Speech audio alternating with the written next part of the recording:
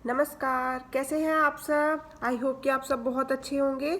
Love you ज़िंदगी channel में आपका स्वागत है। आज की हमारी लाइफ में सबसे बड़ा चैलेंज होता है हम पेरेंट्स के सामने कि हम अपने बच्चों को कैसे उनकी पेरेंटिंग करें, क्योंकि बहुत तरह की पेरेंटिंग स्टाइल्स होती हैं और जिनको कैटेगराइज किया गया है अलग अलग कैटेगरी में। और कुछ पेरेंट्स होते हैं जो अपने बच्चों को बहुत ज़्यादा पैम्पर करके रखते हैं। कुछ पेरेंट्स होते हैं जो थोड़ा बच्चों के प्रति उनका जो बिहेवियर होता है थोड़ा टफ होता है, और कुछ जिनका सॉफ्ट होता है। और कुछ पेरेंट्स होते हैं कि जो अपने बच्चों को बिल्कुल भी किसी भी तरह की कोई प्रॉब्लम्स नहीं आने देना चाहते हैं। और कुछ थोड़े से पेरेंट्स ऐसे होते हैं जो चाहते हैं कि हाँ ठीक है, बच्चों को भी थोड़ा बहुत प्रॉब्लम अपना झेलना चाहिए। तो आज उसी बारे में मैं आपसे बात करना चाहूँगी कि जो पेरेंटिंग स्टाइल है वो हमारा कैसा होना चाहिए। और ये एक टर्म बहुत जो आजकल सुनने में आता है कि बुलडोज़र पेरेंटिंग। बुलडोज़र पेरेंटिंग क्या होती है और ये क्यों होती है गलत, इसी के बारे में मैं आज कुछ विचार आपके साथ शेयर करना चाहती हूँ। सबसे पहले हम इस वीडियो में जानेंगे कि बुलडोज़र पेरेंटिंग होती क्या है। देखिए, हम सभी पेरेंट्स, मैं भी 2 बच्चों की माँ हूँ, मैं भी अपने बच्चों की हर जगह हर टाइम उनकी हेल्प करना चाहती हूँ कि हाँ ठीक है, अगर मेरे बच्चों को कोई प्रॉब्लम हो रही है हम उसकी हेल्प करें, उसको प्रॉब्लम सॉल्व करने में जहाँ तक संभव हो सके उसको हर प्रकार का हम उसको सॉल्यूशन दें। तो और जैसे और भी तरह की कई प्रॉब्लम होती हैं कि जैसे कोई भी चैलेंजेस आ गए बच्चों के सामने तो हम उनके सामने खड़े हो जाते हैं उस चैलेंज को हटाने के लिए। तो यहाँ पर मैं यही कहना चाहूँगी कि ये जो बुलडोज़र पेरेंटिंग है ये एक पेरेंटिंग स्टाइल है जिसमें क्या होता है कि पेरेंट्स अपने बच्चों की हर समस्या को सुलझाने के लिए हमेशा उनके आगे खड़े रहते हैं, जिससे कि हमारे बच्चे पेन, किसी तरह का कोई भी फेलियर और किसी भी तरह का कोई डिसअपॉइंटमेंट ना हो। अगर हमारे बच्चे दुखी होते हैं तो हम भी दुखी हो जाते हैं। हमारी इसी तरह की आदत को बुलडोज़र पेरेंटिंग कहा जाता है, लेकिन यह आदत अच्छी नहीं होती है। का बहुत बुरा नेगेटिव असर हमारे बच्चों पर पड़ता है। हमारे बच्चों की डेवलपमेंट कहीं ना कहीं रुक जाती है। वो बड़े तो होते रहते हैं और पढ़ते भी रहते हैं, लेकिन उनका जो मेंटली ग्रोथ होता है ना, अंदर से इमोशनल मेंटली वो थोड़ा वीक हो जाता है। और इससे क्या होगा, हमारे बच्चे स्ट्रॉन्ग नहीं बन पाएंगे। फिजिकली तो स्ट्रॉन्ग आप बना लेंगे उनको खिला पिला कर, अच्छी डाइट देकर, लेकर हमारे बच्चे मेंटली स्ट्रॉन्ग नहीं हो पाएंगे। कोई भी प्रॉब्लम आने पर वो बहुत जल्दी डिसअपॉइंट हो जाएंगे और बहुत जल्दी घबरा जाएंगे, क्योंकि उनको हमने वो आदत ही नहीं डाली है कि वो अपनी प्रॉब्लम्स को खुद सॉल्व करें। हम हमेशा उनके आगे खड़े हो जाते हैं कि ढाल बनकर कि ठीक है बेटा, आपकी ये प्रॉब्लम है, हम है ना, हम करते हैं ना आपकी प्रॉब्लम को सॉर्ट आउट। लेकिन ये आदत हमारे बच्चों के लिए बहुत ही नेगेटिव इम्पैक्ट डालती है। ठीक है, थोड़ी बहुत हेल्प हमें करनी चाहिए और करनी भी पड़ती है, क्योंकि बच्चे हैं, छोटे बच्चे हैं, सभी चीज़ों का ज्ञान उनको नहीं होता है, सभी बातों का पता नहीं होता है। तो वहाँ हमारी मदद की ज़रूरत उनको पड़ती है। लेकिन कोई भी चीज़ हो, किसी भी चीज़ की अति अच्छी नहीं होती है। हर जगह हर समय अवेलेबल रहना वो ठीक नहीं रहेगा।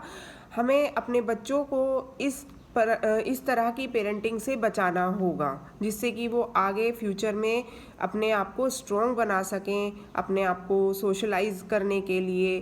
देखिए, कब तक हम उनके साथ रहेंगे, है ना? तो उन्हें भी खुद को, अपने आप को समाज में जाना पड़ेगा, बाहर निकलना पड़ेगा। देखिए, लाइफ में हर तरह की प्रॉब्लम्स आती हैं, तो हम लोगों ने भी झेली हैं, तो हमारे बच्चों को भी हमें थोड़ा सा तैयार करना पड़ेगा कि आने वाले टाइम में वो अपने आप को इतना कैपेबल बना सकें कि अगर उनके सामने किसी भी तरह की कोई सिचुएशन आए तो वो उसको ईजिली हैंडल कर पाएँ। तो उसी के बारे में मैं आज आपके सामने कुछ टिप्स अपने शेयर करना चाहूँगी कि कैसे हम बुलडोज़र पेरेंटिंग से बच सकते हैं। तो जो फर्स्ट पॉइंट है मेरा वो ये है कि बच्चों को संभालें नहीं, बच्चों को सिखाएं। बच्चों को ये सिखाएं कि हाँ बच्चा, ये लाइफ है और लाइफ में हर तरह की सिचुएशन हमारे सामने आएगी। अप्स एंड डाउन्स आएंगे। एक टाइम है आपको सक्सेस मिल रही है, एक टाइम है आप किसी काम को कर रहे हैं और उसमें आपको सक्सेस नहीं मिल रही है। कहीं पे हैप्पीनेस है तो कहीं पे सैडनेस है। तो हमें लाइफ के दोनों पहलुओं को एक्सेप्ट करना होगा। हमेशा ही हमारी लाइफ में एक जैसा समय नहीं होता है। अगर सुख आता है तो दुख भी आता है। तो हमें उन दोनों सिचुएशंस में कैसे हम बैलेंस रह सकते हैं, कैसे अपनी लाइफ को बैलेंस कर सकते हैं, वो सब हमें बच्चों को सिखाना पड़ेगा।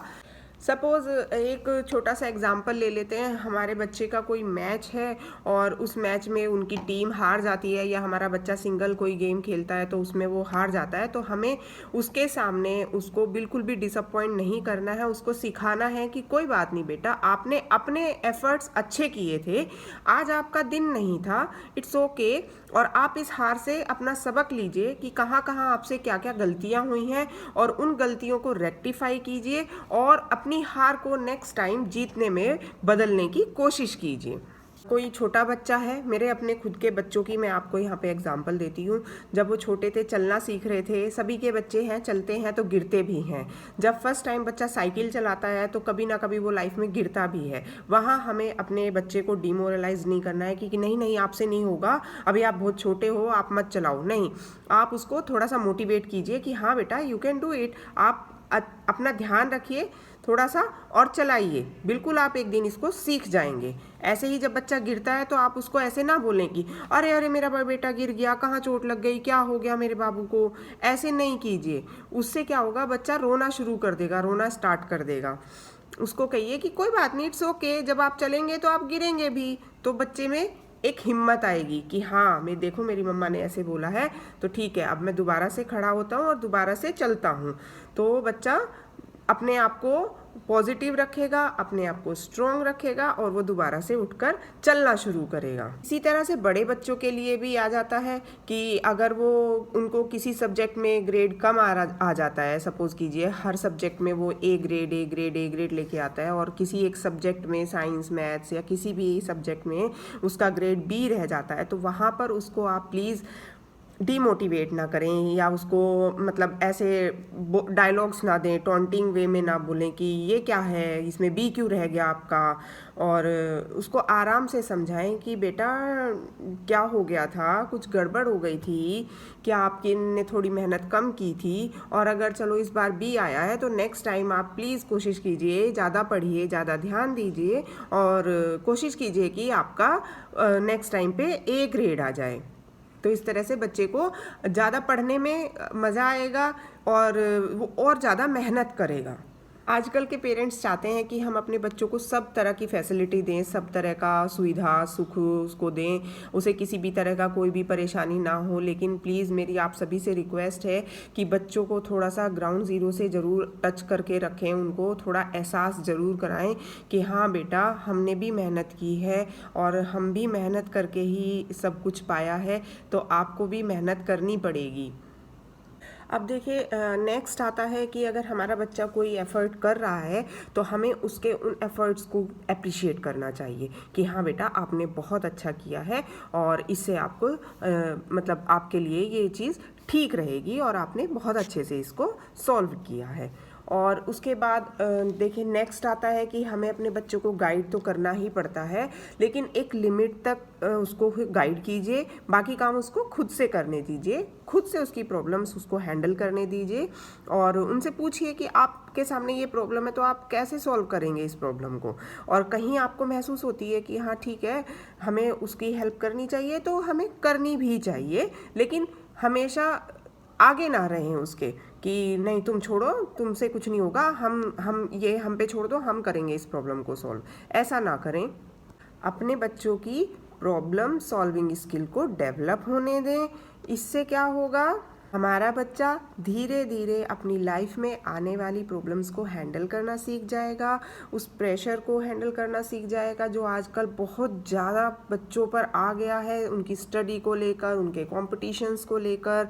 तो धीरे धीरे अगर हम उनका मतलब एक इनडायरेक्ट वे में हेल्प करते रहेंगे तो वो हम बच्चे हमारे खुद से अपनी प्रॉब्लम्स को सॉल्व करना सीख जाएंगे और आने वाले टाइम में, आने वाली लाइफ में उनके अंदर ये स्किल डेवलप हो जाएगी कि हाँ मुझे अपनी प्रॉब्लम्स को कैसे हैंडल करना है, कैसे सॉल्व करना है। ठीक है, हमें एज अ पेरेंट्स उनकी हेल्प करनी चाहिए पहले, लेकिन कोशिश बच्चों को करने दें। बच्चों को अपनी प्रॉब्लम्स को सुलझाने के लिए पहल उनको करने दें, और अगर उन्हें हेल्प की ज़रूरत पड़ती है तो हाँ ठीक है, हमें एज अ पेरेंट उनकी हेल्प करनी चाहिए। तो इसी विचार के साथ मैं आपसे विदा लेती हूँ। Thank you so much. और प्लीज़ अगर आपको वीडियो पसंद आई हो तो लाइक, शेयर और कमेंट कीजिएगा, और मेरे चैनल को सब्सक्राइब कीजिएगा। Thank you so much. Take care of your self. Bye bye.